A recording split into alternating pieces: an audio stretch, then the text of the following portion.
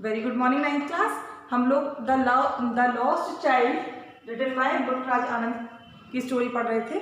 तो हम लोगों ने यहाँ तक पढ़ लिया था कि जो बच्चा है उसे बर्फ़ी चाहिए होती है लेकिन वो नहीं लेता क्योंकि उसके मम्मी पापा कहेंगे कि वो बहुत ही ज़्यादा ग्रीडी है या चटोरा है। ठीक है, नेक्स्ट आगे बढ़ते हैं। A man stood holding a pole with yellow, red, green and purple balloons flying from it. एक आदमी खड़ा हुआ था एक पोल खंबे को लेके, पोल को पकड़कर, उसमें yellow, red, green, purple balloon उसके, आपने देखा ना बलून बेचने वाला जो इंसान होता है वो कैसे होता है कि बांस पर उसमें बहुत सारे बलून होते हैं ना, ऐसे वो खड़ा हुआ था। The child was simply carried away by the rainbow glory of their silken colour and he was filled with an overwhelming desire to possess them all. छोटे बच्चों को बैलून बहुत पसंद होते हैं और वो उन्हें क्या अट्रैक्ट करते हैं, जो इंद्रधनुषीय रंग होते हैं, हर टाइप के कलर के बैलून होते हैं और वो सिल्की सिल्की लगते हैं, तो उन्हें क्या लगता है मुझे सारे ही बैलून्स चाहिए। तो ऐसा ही जो बच्चा है वो उसके दिमाग में कैसे चल रहा था कि ये जो रेनबो ग्लोरी था उसको अट्रैक्शन, मतलब वो पीछे पीछे वो उसको बैलून की साइड में भागा जा रहा था और उसकी बहुत ही ज़्यादा जो उसको रोक नहीं पा रहा था, ओवरवेलमिंग डिजायर, उसकी जो इच्छा थी वो ऐसी थी कि सारे बैलून वो ले ले। But he well knew his parents would never buy him the balloons because they would say he was too old to play with such toys, so he vowed on further। लेकिन उसे पता था उसके parents क्या करने वाले हैं। उसके पेरेंट्स कहेंगे तुम काफ़ी बड़े हो गए हो, इतने छोटे नहीं हो कि तुम बैलून से खेलो, इस टाइप के टॉयज से खेलो, मना कर देंगे। इसलिए वो बिना आंसर के ही आगे बढ़ जाता है। मतलब क्या, बच्चा बेचारा बर्फी को भी नहीं बोला क्योंकि उसे ऐसा पता था कि उसके पेरेंट्स नहीं दिलाएंगे। अब बैलून जो इससे बहुत ज़्यादा अट्रैक्ट कर रहे थे वो भी उसने छोड़ दिए क्योंकि उसे पता था कि उसके पेरेंट्स उसके लिए अलाउ नहीं करेंगे। आगे बढ़ते हैं। Snake charmer. स्नेक चार्मर क्या होता है? सपेरा देखा है ना आपने, नागपंचमी को भी जैसे आया होगा या देखा हो।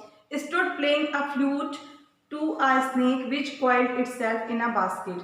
एक जो सांप है वो अपने आप को कॉइल करके, मतलब अपने आप को कॉइल होती है ना जिसे, मतलब कुंडली मार के बैठा हुआ था बास्केट में, और फ्लूट मतलब वो बांसुरी से उसको नचा रहा था। कौन? सपेरा, snake charmer. Its had raised in a graceful band like the neck of a swan.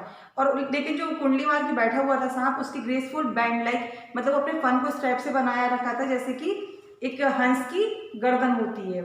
While the music stole into the invisible ears like the gentle rippling of an invisible waterfall।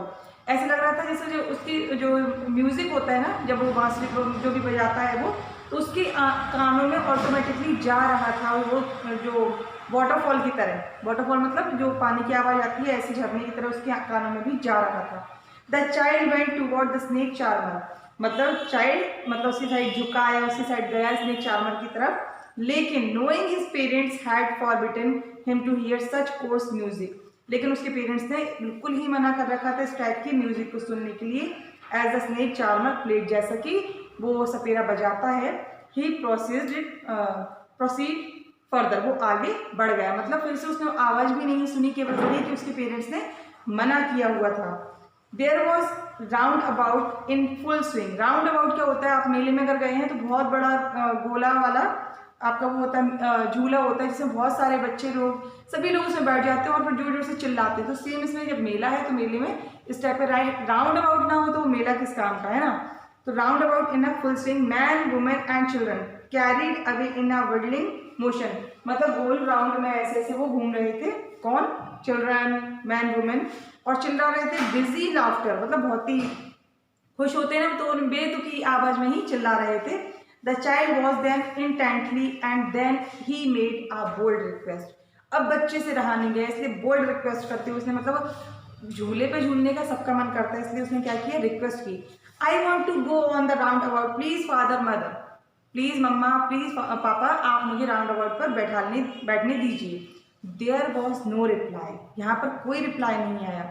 He turn to look at his parents. उसने turn किया, घूमा, अपने parents को देखा। They were not there. उसके parents वहाँ पर नहीं थे। अहेड ऑफ हिम, उसके आगे थे। He turn to look on either side. उसने आगे देखा, इधर उधर देखा। दे वर नॉट देयर, वहाँ पर भी नहीं थे। ही लुक्ड बिहाइंड, पीछे देखा। There was no sign of them. कोई भी चिन्ह नहीं था, कोई भी साइन नहीं था उसके पेरेंट्स का। A full deep cry rose within his dry thought, and with a sudden jerk of his body, he ran from where he stood, crying in real fear, "Mother, father!" देखिए अब वो बहुत ज़्यादा उसका जो गला है सूख गया है। आपको भी डर लग जाएगा अगर आपके पेरेंट्स वगैरह नहीं दिखेंगे। अब तो बहुत नॉर्मल हो गया कि हम लोग फ़ोन लगा लेते हैं, पूछ लेते हैं, किसी से बात कर लेते हैं और इतने समझदार हो चुके हैं कि हमें लोग को नहीं लगता। एक छोटा बच्चा अगर भीड़ में अभी भी आज के टाइम पे भी खो जाता है तो बहुत ज़्यादा सेंसिटिव हो जाता है, बहुत परेशान हो जाता है। वो अपने मम्मी पापा के अलावा उसे कुछ नहीं चाहिए होता।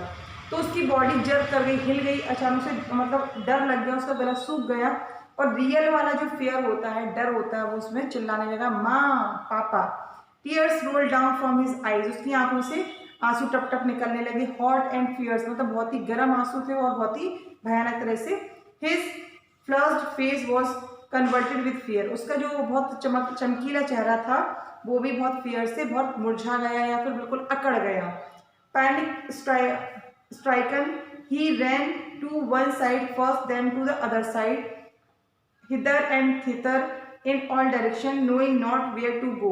एक बच्चा क्या करता है जब कंफ्यूजन मोड में होता है तो वो उसे ना समझ में आता है, वो इधर जाता है उधर जाता है, पूरे में देख रहा होता है, बस मतलब उसे साइड भी नहीं समझ में आता कि जाना कहाँ है, लेकिन वो तो मम्मी पापा चिल्ला रहा है। ही वेल्ड, वो मतलब वीप करने लगा, रोने लगा, वो ब्लैक करने लगा। हिज येलो टर्बन केम अनटाइड, और उसकी येलो कलर की जो टर्बन थी, पगड़ी थी, वो भी खुल गई। अनटाइड मतलब टाइट से अनटाइड हो गई।